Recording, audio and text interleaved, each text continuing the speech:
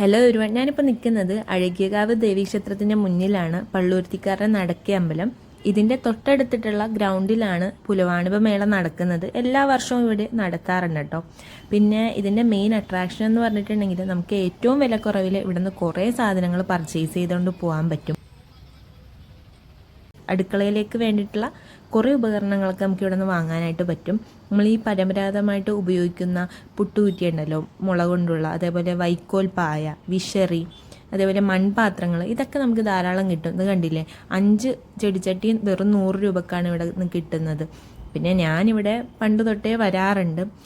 എല്ലാ വർഷവും എൻ്റെ അമ്മയുടെയും ചേച്ചന്മാരുടെയൊക്കെ ഒപ്പം വരാറുണ്ട് കേട്ടോ. പിന്നെ ഇവിടെ നിന്ന് കുറേ സാധനങ്ങൾ വാങ്ങാറുമുണ്ട്.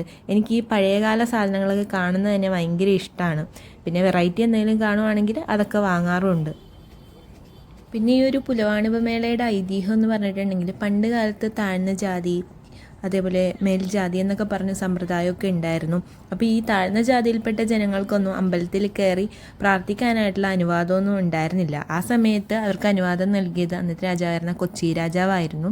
അങ്ങനെ അവർക്ക് അനുവാദം കിട്ടിയതും അവരുടെ കാർഷിക ഉൽപ്പന്നങ്ങൾ, അതേപോലെ വീട്ടിലേക്ക് വേണ്ടിയിട്ടുള്ള ഉപകരണങ്ങൾ, പലഹാരങ്ങൾ, അവർ ഉണ്ടാക്കിക്കൊണ്ടുവന്ന പലഹാരങ്ങൾ, ഇതെല്ലാം അവർ ക്ഷേത്രത്തിൻ്റെ പരിസരത്ത് തന്നെ ഇട്ട് വിൽക്കാനായിട്ട് തുടങ്ങി. അപ്പോൾ അതിൻ്റെയൊക്കെ ഒരു ഓർമ്മപ്പെടുത്തലാണ് എല്ലാ വർഷവും ഇവർ പുലവാണിപ മേളയായിട്ട് ആചരിച്ചു വരുന്നത്.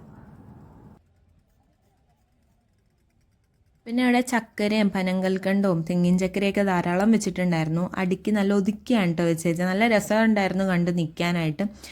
പിന്നെ ഞങ്ങൾ കുറച്ച് പനങ്കൽക്കണ്ടം വാങ്ങിയിട്ടുണ്ടായിരുന്നു. ചുമക്കൊക്കെ നല്ലതാണ് കേട്ടോ പനങ്കൽക്കണ്ടം.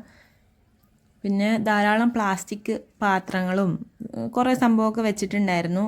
20-30 രൂപയൊക്കെ ഉള്ളൂ, ഭയങ്കര കാശ് കുറവാണ്. പിന്നെ പുതിയതായിട്ട് കണ്ടതാണ് കേട്ടോ, ഇങ്ങനെ ചെറിയ ചെറിയ ഗെയിംസ് അവിടെ ഇവിടെയൊക്കെ ഇട്ട് ഉണ്ടായിരുന്നു. അപ്പോൾ ജസ്റ്റ് ഒരു ഫണ്ടിന് വേണ്ടി നമ്മൾ കളിച്ചൊക്കെ നോക്കി.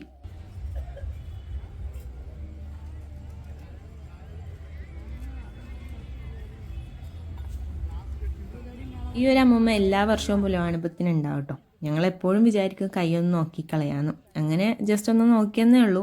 നമ്മൾ എന്താ പറയുന്നതെന്ന് കേൾക്കാൻ വേണ്ടിയിട്ടൊരു ആകാംക്ഷ, അത്രയേ ഉള്ളൂ. പിന്നെ നമ്മൾ വീട്ടിലേക്ക് വേണ്ടിയിട്ട് കുറച്ച് പൊരി ഐറ്റംസ് ഒക്കെ വാങ്ങിയിട്ടുണ്ടായിരുന്നു കേട്ടോ. എനിക്ക് ഭയങ്കര ഇഷ്ടമുള്ള സാധനമാണ് മദാമ പുല്ല്. ഞങ്ങൾ ഈ ബീച്ചിലൊക്കെ പോകുമ്പോൾ നമുക്ക് കിട്ടും, പക്ഷേ ഈ സാധനമൊക്കെ ഇവിടെയും കിട്ടും കേട്ടോ. അതൊക്കെ കുറച്ചൊക്കെ വാങ്ങിയിട്ടുണ്ടായിരുന്നു. പിന്നെ ഇവിടെ ധാരാളം ചില്ല് ഗ്ലാസും വെട്ടുകത്തികളും പിന്നെ ഭരണി, അങ്ങനത്തെ ഐറ്റംസൊക്കെ ധാരാളം ഉണ്ടായിരുന്നു. ഇതൊന്നും എടുത്തില്ല കേട്ടോ, ജസ്റ്റ് വീഡിയോക്ക് വേണ്ടി എടുത്തെന്ന് മാത്രം.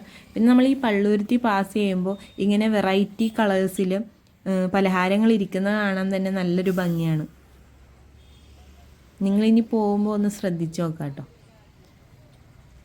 പിന്നെ നിങ്ങളോട് ഞാൻ നേരത്തെ പറഞ്ഞില്ലേ മുള കൊണ്ടുണ്ടാക്കിയ പുട്ടുകുറ്റിയെന്ന്, ഇതാണ് ആ സംഭവം.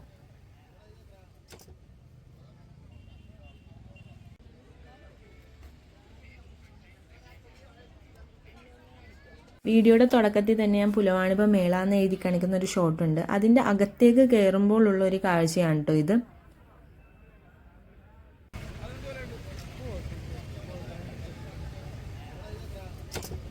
പിന്നെ പൂക്കളുടെയും പച്ചക്കറികളുടെയൊക്കെ വിത്ത് ധാരാളം ഇവിടെ വെച്ചിട്ടുണ്ടായിരുന്നു. പിന്നെ നമ്മൾ കുളിക്കാൻ ഉപയോഗിക്കുന്ന രാമച്ചവും പിന്നെ മുടി കൊഴിച്ചിനും താരനും ഒക്കെ അകറ്റാൻ വേണ്ടിയിട്ടുള്ള കുറച്ച് ഹോം റെമഡീസൊക്കെ അവിടെ വെച്ചിട്ടുണ്ടായിരുന്നു.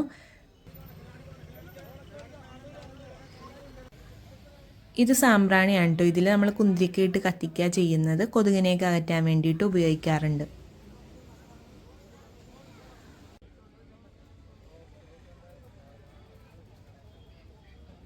അങ്ങനെ നമ്മുടെ പുലവാണിപ മേളയുടെ വ്ലോഗ് ഇവിടെ അവസാനിക്കുകയാണ്. നിങ്ങൾക്ക് ഈ ഒരു വീഡിയോ ഇഷ്ടപ്പെടുമെന്ന് വിചാരിക്കുന്നു. അപ്പോൾ നെക്സ്റ്റ് ഒരു വീഡിയോ ആയിട്ട് കാണും വരെ ബൈ.